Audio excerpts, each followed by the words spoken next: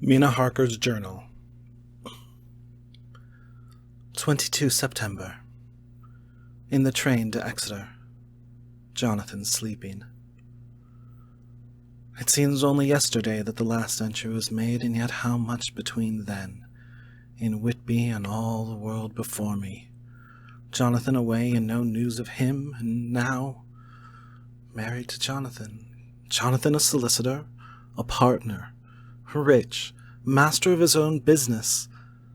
Mr. Hawkins dead and buried, and Jonathan with another attack that may harm him. Some day he may ask me about it. Down it all goes. I'm rusty in my shorthand. See what unexpected prosperity does for us. So it may be as well to freshen it up again with an exercise anyhow. The service was very simple and very solemn. There were only ourselves and the servants there, one or two old friends of his from Exeter, his London agent, and a gentleman representing Sir John Paxton, the president of the Incorporated Law Society. Jonathan and I stood hand in hand, and we felt that our best and dearest friend was gone from us.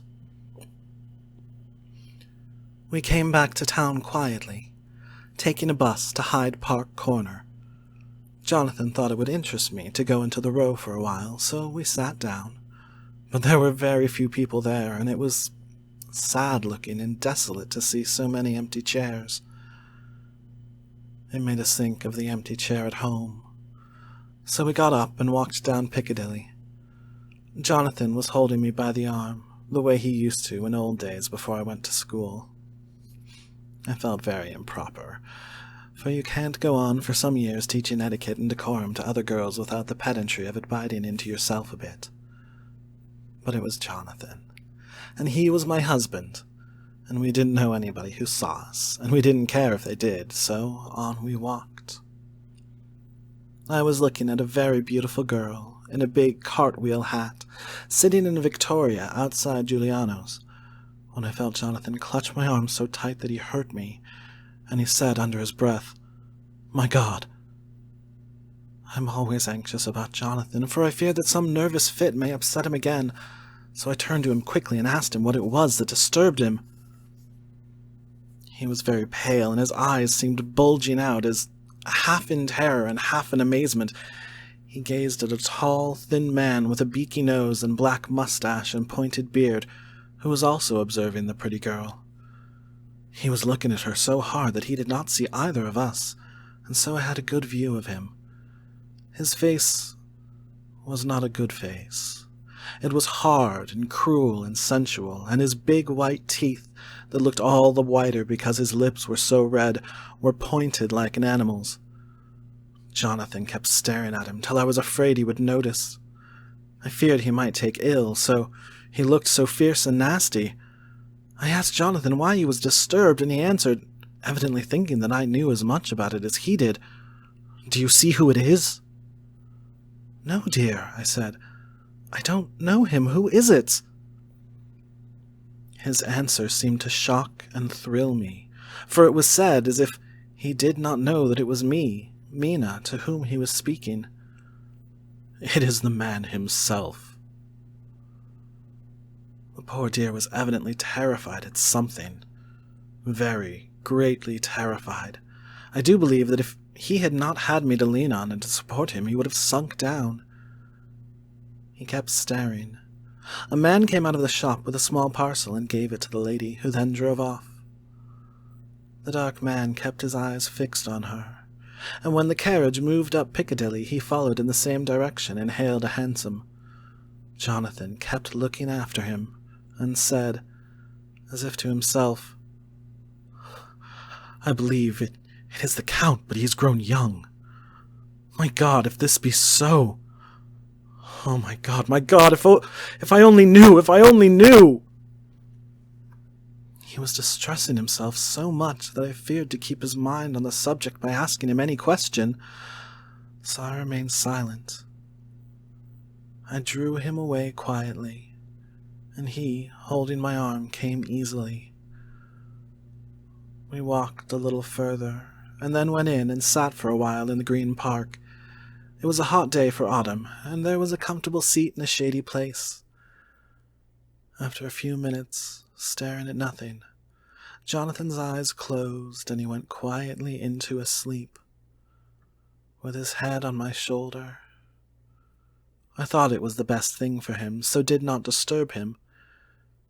In about 20 minutes, he woke up and said to me quite cheerfully, "Oh, Mina, have I been asleep?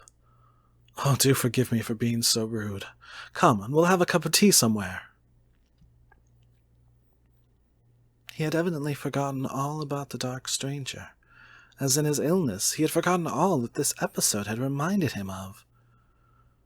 I don't like this lapsing into forgetfulness. It may make or continue some injury to the brain.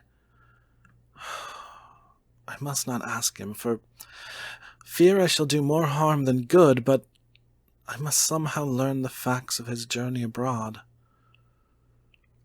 The time has come, I fear, when I must open that parcel and know what is written. Oh, Jonathan, you will, I know, forgive me if I do wrong, but it is for your own dear sake. Later. A sad homecoming in every way. The house empty of the dear soul who was so good to us. Jonathan still pale and dizzy under the slight relapse of his malady, and now a telegram from Van Helsing, whoever he may be. "You will be grieved to hear that Mrs. Westenra died 5 days ago, and that Lucy died the day before yesterday. They were both buried today." Oh, what a wealth of sorrow in a few words. Poor Mrs. Westenra! Poor Lucy! Gone! Gone, never to return to us! Oh, and poor Arthur! To have lost such sweetness out of his life! God help us all to bear our troubles. Dr. Seward's Diary. 22 September. It is all over. Arthur has gone back to Ring and has taken Quincy Morris with him. Oh, what a fine fellow is Quincy. I believe in my heart of hearts that he suffered as much about Lucy's death as any of us. But he bore himself through it like a moral Viking. If America can go on breeding men like that, she will be a power in the world indeed. Van Helsing is lying down, having a rest preparatory to his journey. He goes over to Amsterdam tonight, but says he returns tomorrow night, that he only wants to make some arrangements, which can only be made personally. He is to stop with me then, if he can. He says he has work to do in London, which may take him some time. Poor old fellow. I fear that the strain of the past week has broken down even his iron strength. All the time of the burial he was, I could see, putting some terrible restraint on himself.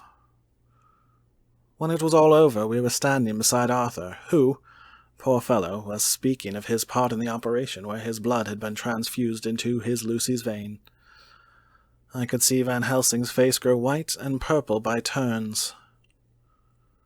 Arthur was saying that he felt since then as if they two had been really married, and that she was his wife in the sight of God.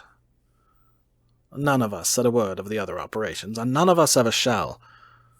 Arthur and Quincy went away together to the station, and Van Helsing and I came on here. The moment we were alone in the carriage, he gave way to a regular fit of hysterics. He has denied to me since that it was hysterics, and insisted that it was only his sense of humor asserting itself under very terrible conditions. He laughed till he cried, and I had to draw down the blinds lest anyone should see us and misjudge. And then he cried till he laughed again, and laughed and cried together, just as a woman does. I tried to be stern with him, as one is to a woman under the circumstances, but it had no effect. Men and women are so different in manifestations of nervous strength or weakness. Then, when his face grew grave and stern again, I asked him why his mirth, and why at such a time. His reply was in a way characteristic of him, for it was logical and forceful and mysterious. He said, you don't comprehend, friend John. Do not think that I am not sad, though I laugh. See, I have cried even when the laugh did choke me. But no more think that I am all sorry when I cry, for the laugh, he come just the same. Keep it always with you, that laughter who knock at your door and say, May I come in? Is not the true laughter.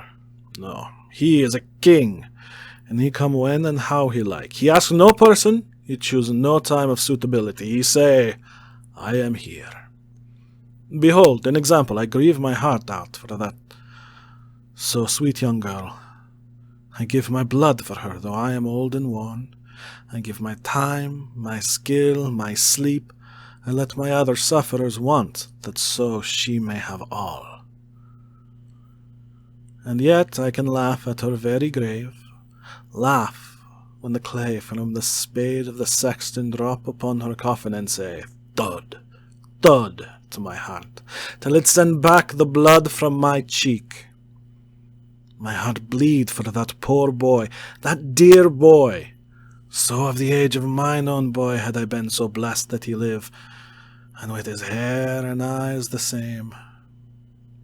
There, you know now why I love him so. And yet, when he say things that touch my husband heart to the quick, and make my father heart yearn to him as to no other man, not even to you, friend John, for we are more level in experiences than father and son. Yet even at such a moment, King laugh, he come to me and shout and bellow in my ear, Here I am, here I am, till the blood come dance back and bring some of the sunshine that he carry with him to my cheek. Oh, friend John, it is a strange world, a sad world, a world full of miseries and woes and troubles. And yet, when King Laugh come, he make them all dance to the tune he play. Bleeding hearts and dry bones of the churchyard, and tears that burn as they fall, all dance together to the music that he make with that smileless mouth of him. And believe me, friend John, that he is good to come and kind. We men and women are like ropes drawn tight with strain that pull us different ways. And tears come like the rain on the ropes. They brace us up until perhaps the strain become too great and we break. But King Laugh, he come like the sunshine, and he ease off the strain again, and we bear to go on with our labor, what it may be. I did not like to wound him by pretending not to see his idea, but as I did not yet understand the cause of his laughter, I asked him.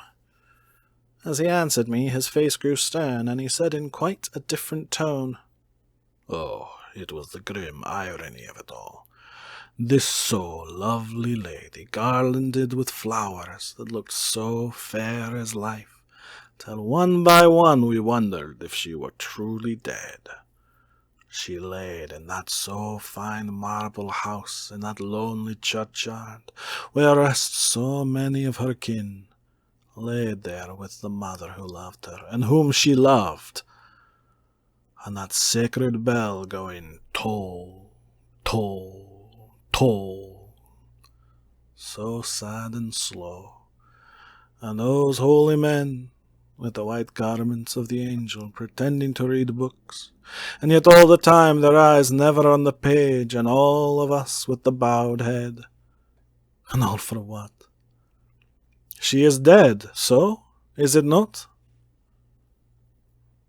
Well, for the life of me, Professor, I said, I can't see anything to laugh at in all that. Why, your explanation makes it a harder puzzle than before. But even if the burial service was comic, what about poor Art and his trouble? Why, his heart was simply breaking. Just so. Said he not that the transfusion of his blood to her veins has made her truly his bride? Yes, and it was a sweet and comforting idea for him. Quite so. But there was a difficulty, friend John. If so, then what about the others? Oh, then this sweet maid is a polyandress, and me, with my wife dead to me, but alive by the church's law, though no wits all gone. Even I, who am faithful husband to this now no wife, am bigamist. I don't see where the joke comes in there either, I said, and I did not feel particularly pleased with him saying such things. He laid his hand on my arm and said, Friend John, forgive me if I pain. I showed not my feeling to others when it would wound, but only to you, my old friend whom I can trust. If you could have looked into my very heart then when I want to laugh, if you could have done so when the laugh arrived, if you could do so now when King Laugh have pack up his crown and all that is to him, for he go far, far away from me, and for a long, long time, maybe you would perhaps pity me most of all. I was touched by the tenderness of his tone and asked why. Because I know. And now we are all scattered, and for many a long day loneliness will sit over our roofs with brooding wings. Lucy lies in the tomb of a kin, a lordly death-house in a lonely churchyard away from teeming London, where the air is fresh, and the sun rises over Hampstead Hill, and where wildflowers grow of their own accord. So I can finish this diary, and God only knows if I shall ever begin another. If I do, or if I even open this again, it will be to deal with different people and different themes. For here, at the end, where the romance of my life is told, ere I go back to take up the thread of my life work, I say sadly, and without hope, finis.